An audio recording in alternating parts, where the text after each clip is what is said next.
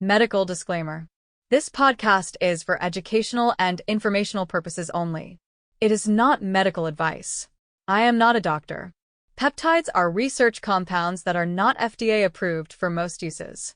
Do not use this information to diagnose, treat, cure, or prevent any disease. Always speak with a qualified healthcare provider before starting, stopping, or combining any peptide, medication, or supplement. If you are pregnant, breastfeeding, immunocompromised, have cancer, autoimmune disease, organ transplant history, or take immunosuppressive medications, you need professional guidance before considering anything that affects the immune system. Alright friends, welcome back to the show. Today we are talking about a peptide comparison that a lot of people have been asking me about lately, and it is one of those questions that sounds simple at first, but when you really dig into it, you realize it is actually a very nuanced conversation. The question is this: which one is better, Vilon or Thymulin? And if you are new to peptides, you might be thinking, okay, I have heard about Thymus and alpha-1, I have heard about Thymus and beta-4, I have heard about BPC, I have heard about TB500, but what are these two and why are people comparing them? So, today we are going to break it down in plain language. We're going to talk about what Vilon is, what Thymulin is, what they do in the body, what they are commonly used for in the peptide world, what kind of person might prefer one over the other, and then at the end, I am going to answer the real question. If you could only pick one, which one would I personally consider the better choice, depending on the goal? And just to be clear, this episode is not about hype, it is not about fear, and it is not about picking a winner just because it sounds cooler. This is about understanding what these peptides are actually doing. Because when you understand mechanism, you make better decisions. And in the peptide world, knowledge is literally everything. So, let's start with the big picture. When people talk about Vilon and Thymulin, they're usually talking about immune modulation. They're usually talking about thymus support. And they're usually talking about peptides that are tied to something called thymic function. Now, the thymus is an organ that sits behind your breastbone, and it is most active when you are young. As you age, the thymus naturally shrinks and becomes less active. This is one of the reasons your immune system is not as sharp at 50 as it was at 15. And when the thymus becomes less active, your body becomes less efficient at producing and training certain immune cells, especially T cells. And T cells are not optional. T cells are one of the core components of your adaptive immune system. They help you recognize threats, respond appropriately, and avoid overreacting. So if you have immune dysfunction, frequent infections, chronic inflammation, autoimmune issues, or just immune decline with aging, thymus-related peptides become very interesting. And that is exactly why Vilon and Thymulin come up in conversation. They are both associated with immune regulation, thymic function, and overall immune system balance. But they are not the same peptide, and they do not behave the same way. So, let's start with Vilon. Vilon is a short peptide. It is typically described as a dipeptide. That means it is made up of only 2 amino acids. And because it is so small, it is often discussed in the category of regulatory peptides. These are peptides that act more like signaling molecules. They do not just plug into one receptor and do one job. They are believed to influence gene expression and cellular communication. In other words, Vilon is often described as something that helps the body remember how to regulate itself. Now, when you hear people describe Vilon, you will often hear phrases like immune restoration, thymus support, anti-aging, and even longevity. And Vilon is also frequently discussed in the same category as epithalon, because epithalon is tied to telomeres and longevity signaling. Vilon is tied to immune signaling and thymic restoration. Now, do we have massive modern clinical trials proving everything people claim about Vilon? No. And that is important. But Vilon does have a history of research interest, especially in Eastern European longevity science, where regulatory peptides have been studied for decades. Vilon is often thought of as a peptide that supports thymic signaling and immune normalization. Not immune stimulation. Normalization. That is a key word. Because immune stimulation is not always good. Some people do not need their immune system stimulated. Some people need their immune system calmed down. So, Vilon is often described as having an immune balancing effect, meaning it may help increase immune responsiveness when immune function is weak, and help reduce immune overreaction when inflammation is excessive. Now let's pause right there, because if you have autoimmune issues, you are probably listening very closely. When someone says immune boosting, autoimmune people should immediately be cautious.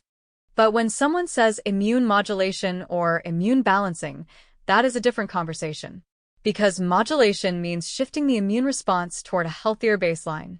So Vilon is often marketed in the peptide world as a thymic regulatory peptide that supports immune system optimization and anti-aging. Now, what about Thymulin? Thymulin is a completely different peptide, and it is actually more directly tied to thymus hormones. Thymulin is a naturally occurring thymic peptide hormone. It is produced by the thymus, and it plays a role in T-cell differentiation and immune signaling. So Thymulin is often thought of as a more direct immune peptide.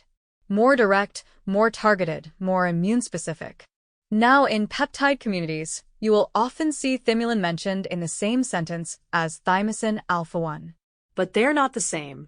Thymosin alpha-1 is a well-known peptide that is used in many protocols for immune support, viral recovery, chronic illness, and immune training.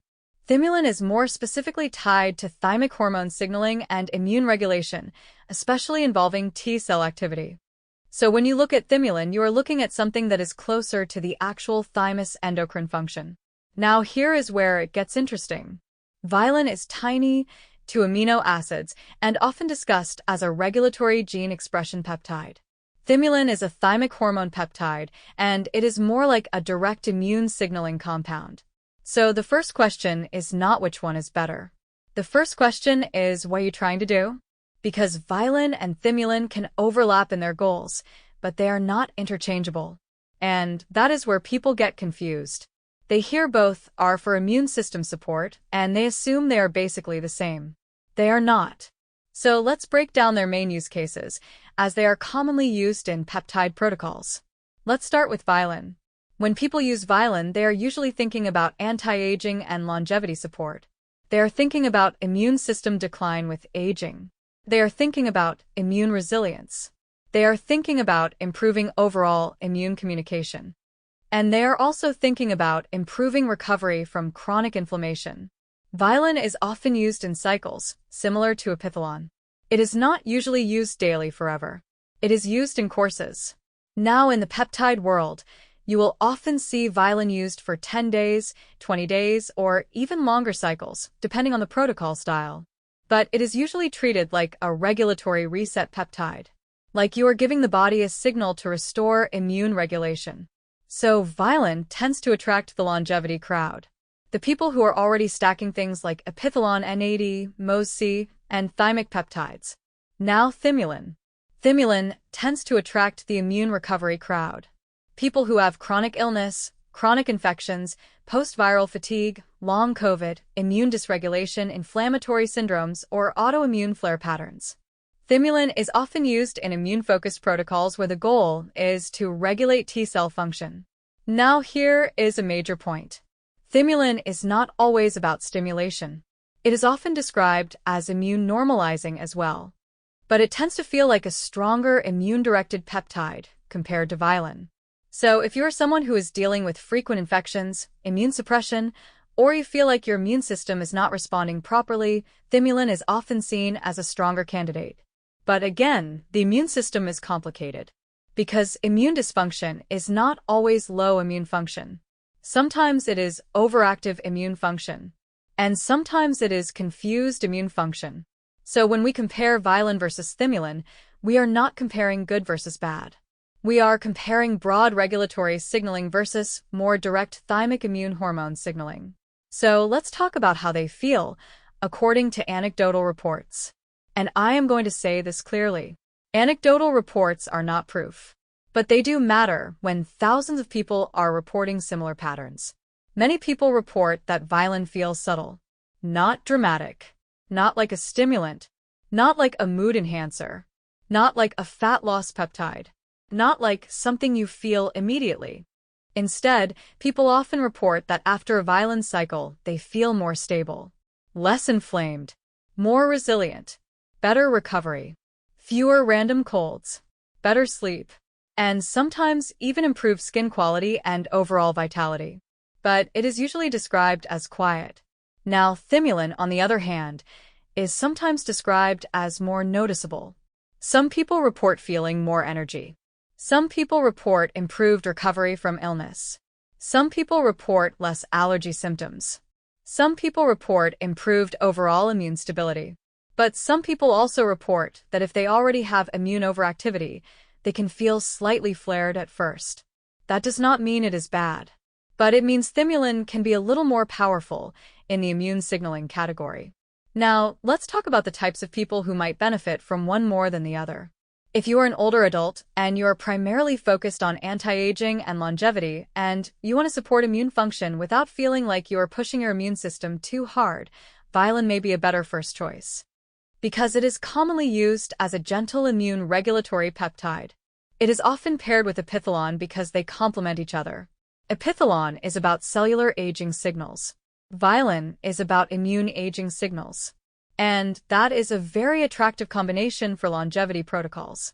Now, if you are someone who is dealing with long COVID, chronic infections, immune weakness, frequent colds, or you feel like your immune system is not responding correctly, Thymulin may be the more direct tool. Because Thymulin is a thymic hormone peptide. It is literally tied to immune cell training.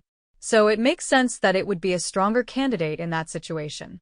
Now, let's talk about autoimmune conditions. This is where people need to be careful. Because autoimmune issues are not about a weak immune system. Autoimmune issues are about an immune system that is misfiring. And when the immune system misfires, you do not necessarily want to stimulate it. You want to regulate it. So both Vilon and Thymulin are often discussed as immune modulators. But many people in the peptide world feel that Vilon is the safer first experiment in autoimmune-prone individuals because it is considered more regulatory and less aggressively immune-activating. But that does not mean Thymulin is automatically bad for autoimmune people. In fact, some people with autoimmune patterns may benefit from thymic peptides because immune regulation includes T-cell balance, including regulatory T cells. So it is not as simple as saying autoimmune equals avoid immune peptides. The real question is whether you are doing it responsibly. Are you cycling appropriately? Are you monitoring symptoms? Are you stacking too many immune compounds at once? Are you taking it while you are actively flaring? Are you combining it with other immune stimulators like high-dose thymosin alpha-1, high-dose interleukin stimulators, or aggressive supplements? That is where the risk comes in. So in autoimmune contexts, the decision is less about Vilon versus Thymulin and more about overall immune strategy. Now, let's talk about another category. Cancer history. If you have a cancer history, you should not be experimenting with immune peptides casually. Because immune modulation can be helpful, but it can also be unpredictable. If you have active cancer, suspected cancer, or you are undergoing treatment, you should be under medical supervision. Because immune signaling is directly connected to tumor suppression and tumor surveillance. So, this is not a casual space. And that is why I always tell people, immune peptides are not like BPC. BPC is mostly repair and inflammation. Immune peptides can change the way your immune system behaves. So you should respect them. Now, let's go deeper. Mechanistically, what makes Vilon different? Vilon is believed to influence gene expression. It is part of a category of peptides that are sometimes called cytomedins. They are believed to act as regulatory signals for tissues. So Vilon is often described as being specific to thymus tissue, meaning it supports thymus communication. Now, because it is so small, it may have easier cellular penetration and may influence intracellular signaling pathways. That is one of the reasons regulatory peptides are so popular in longevity circles. They're seen as subtle but powerful over time. Now, Thymulin is different. Thymulin is a zinc-dependent peptide hormone, meaning its function is connected to zinc levels in the body. And that is interesting because zinc itself is critical for immune function. So if you have low zinc, you may have impaired Thymulin activity naturally. So Thymulin is tied to immune cell maturation and function, especially T cell activity. So if you imagine the immune system as an army, Vilon is like the general that helps improve the communication system and command structure. Thymulin is like a training officer that helps develop better soldiers. Now that is an oversimplification, but it helps you understand the vibe. Now, let's talk about how these peptides are often stacked, because peptides are rarely used alone. And that matters. If you are using Vilon, people often stack it with the Epithalon. They also may stack it with NAD peptides, or NAD injections. They might stack it with MOS-C. They might stack it with thymosin peptides like thymosin alpha-1. But usually, Vilon is considered part of the longevity core stack. Now, if you're using Thymulin, people often stack it with thymosin alpha-1. They also might stack it with thymosin beta-4 or TB500 if there is inflammation and tissue injury. They might stack it with BPC if there is gut inflammation. They might stack it with KPV. They might stack it with LL37, although that one is controversial and more aggressive. But Thymulin tends to be used in immune recovery stacks. So when people compare Vilon and Thymulin, they're often not comparing the peptides alone. They are comparing the culture around them. Because Vilon is known as a longevity peptide, Thymulin is known as an immune peptide. Now, let's talk about one of the most important differences. Speed. Vilon is often described as slower and more subtle. Thymulin is often described as quicker and more noticeable. Now, not everyone feels peptides the same. But if you are looking for something you can feel, Thymulin might be more likely to give you noticeable changes. If you are looking for something that quietly improves immune resilience over time, Vilon might be the better fit. Now, let's talk about inflammation. Both of these peptides are discussed as anti-inflammatory indirectly because immune modulation often reduces chronic inflammation. But Thymulin is more directly involved in immune system activity and therefore can be more directly involved in inflammatory signaling. So in some people, Thymulin can reduce inflammation dramatically. But in some people, if they are sensitive, they might feel an adjustment phase. Vilon is less likely to cause that adjustment feeling, based on anecdotal reports. Now, let's talk about another category. Hormones. Neither Vilon nor Thymulin is a classic hormone peptide like growth hormone secretagogues.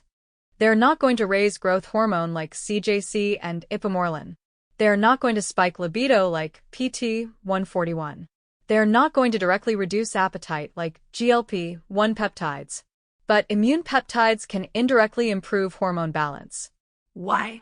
Because chronic inflammation destroys hormone balance. When inflammation is high, cortisol is often high. Sleep quality goes down. Recovery goes down. Insulin sensitivity goes down. And sex hormones can become dysregulated. So if someone takes immune peptides and their inflammation improves, they may report improved sleep, improved mood, improved libido, and better energy. But that is secondary. That is not the primary mechanism.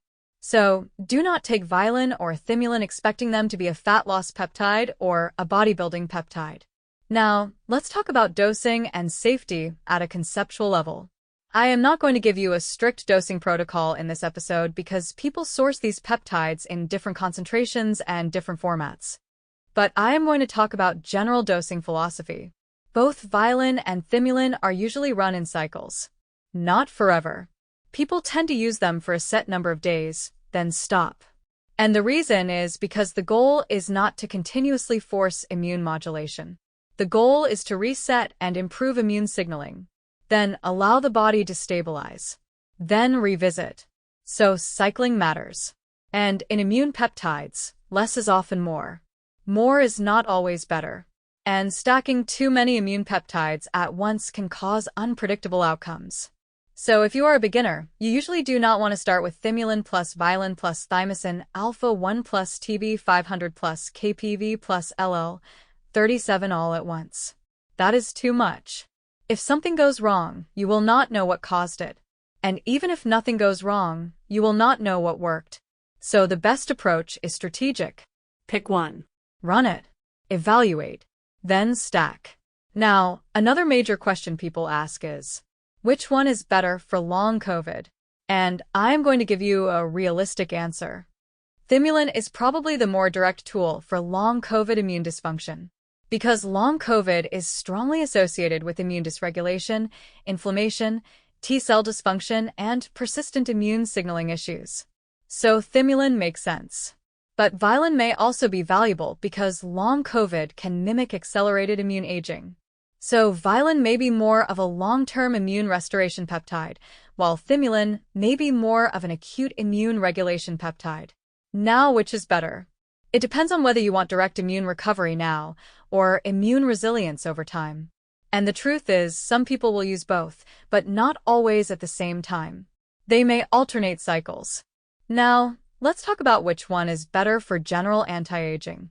If we are talking purely about anti-aging, immune decline with age, and longevity culture, Vilon tends to be the favorite, because it is often grouped with Vilon and other longevity regulatory peptides. And the idea is that Vilon supports thymus function in a way that may help slow immune aging.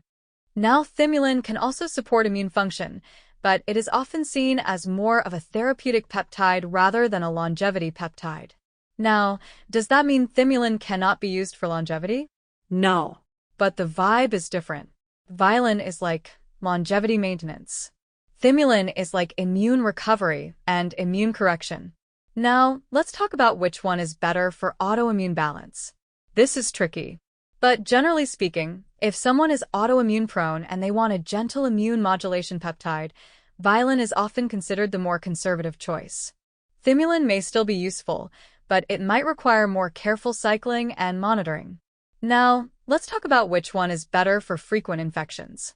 If someone is constantly getting sick, constantly catching colds, constantly catching flu-like viruses, or their immune system feels weak, Thymulin may be the better direct peptide, because it is more connected to T-cell training and immune readiness. Vilon might help long-term, but Thymulin might be the one that gives a more noticeable shift. Now, let's talk about which one is better for inflammation and tissue recovery. Neither one is a classic tissue repair peptide like BPC or TB500. But immune regulation can reduce inflammation and help healing. If inflammation is blocking healing, immune peptides can indirectly improve repair. In that context, Thymulin might have a stronger effect because it is more directly tied to immune signaling. But again, that depends on the person. Now, let's talk about what happens if you choose wrong. And I want to be honest. Most people will not experience a major negative outcome from a short cycle of Vilon or Thymulin. But the risk is not zero. The biggest risk is immune flares. Some people can feel increased inflammation temporarily. Some people can feel fatigue. Some people can feel headaches. Some people can feel body aches. Some people can feel an immune activation feeling, like they are coming down with something. That does not mean they are sick. It may mean immune signaling is shifting. But it also could mean the body is not tolerating it well. That is why monitoring matters. Now, the other risk is that people stack immune peptides with other immune stimulators. For example, people taking Thymulin while also taking high-dose immune stimulants, aggressive detox protocols, high-dose cytokine stimulators, and then they blame the peptide when they feel awful. So if you're going to run immune peptides, do not be doing 20 other things at the same time. Now, another question that comes up is, which one is better, Vilon or Thymulin if you are taking Thymosin alpha-1 already? This is a great question. If someone is already taking Thymosin alpha-1, adding Thymulin might be redundant. Not always, but it could be, because both are thymic immune peptides. But adding Vilon could make more sense, because Vilon is in a different category, a regulatory peptide. So Vilon may complement Thymosin alpha-1 better than stacking Thymulin on top. But again, that depends on the goal.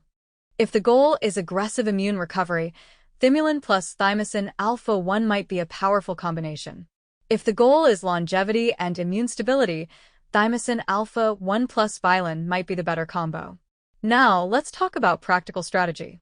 If someone came to me and said, "Piper, I can only afford one peptide right now, and I am choosing between Vilon and Thymulin," I would ask them 3 questions. Number 1. Are you dealing with chronic illness or post-viral symptoms right now? Number 2. Are you mainly focused on longevity and anti-aging? Number 3. Do you have autoimmune tendencies or inflammation issues? Because the answer changes. If someone is actively dealing with chronic illness, long COVID, immune weakness, or frequent infections, I would lean toward Thymulin, because it is more direct. If someone is mainly focused on longevity, immune aging, and long-term immune resilience, I would lean toward Vilon. If someone is autoimmune prone and wants to be cautious, I would lean toward Vilon first because it is often described as gentler and more regulatory. Now, let's talk about why people sometimes prefer Thymulin. One reason is that Thymulin is often described as having clearer immune effects. People report fewer infections. People report improved recovery.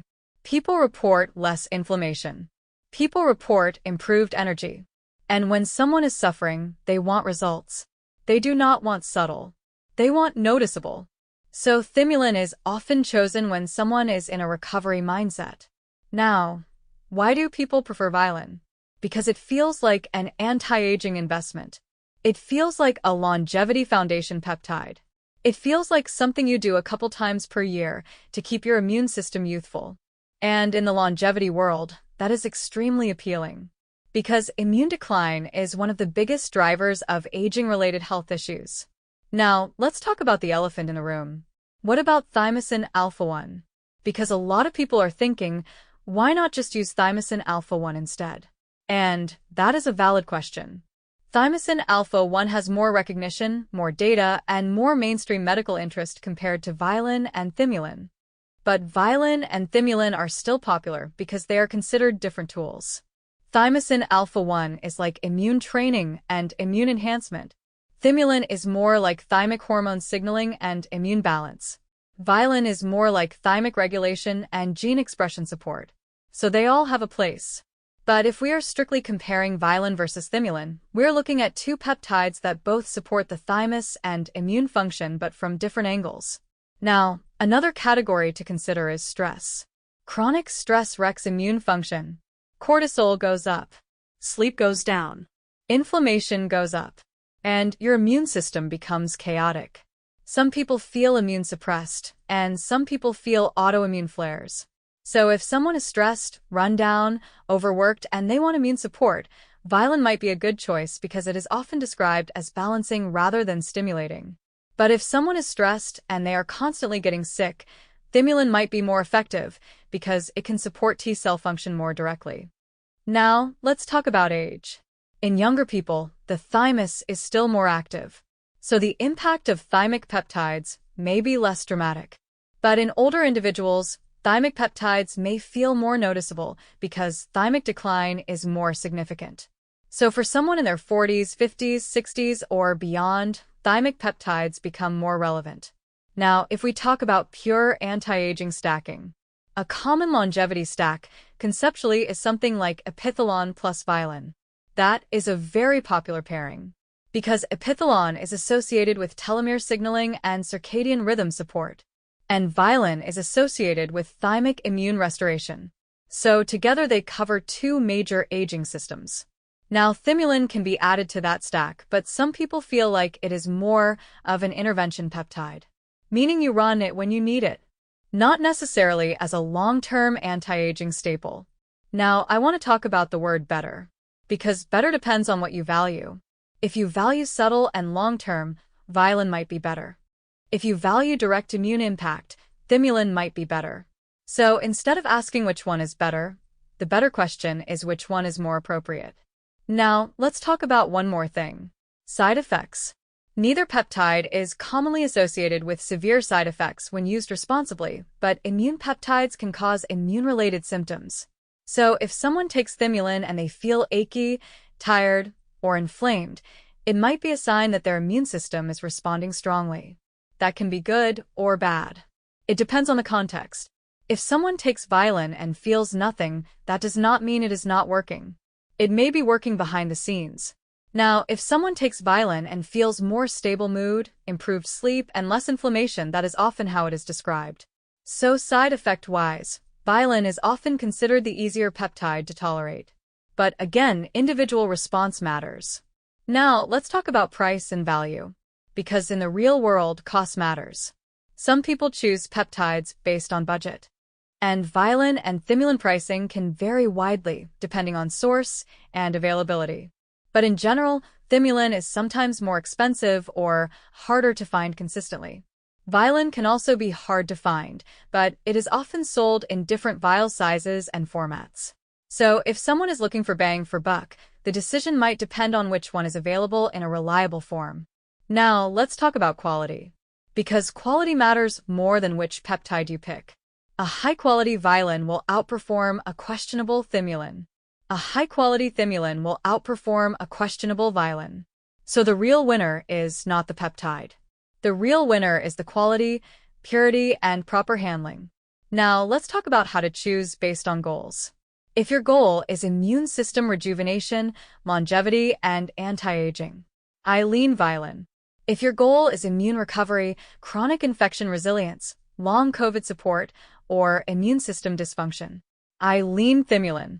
If your goal is gentle immune modulation with minimal risk of feeling overstimulated, I lean Vilon.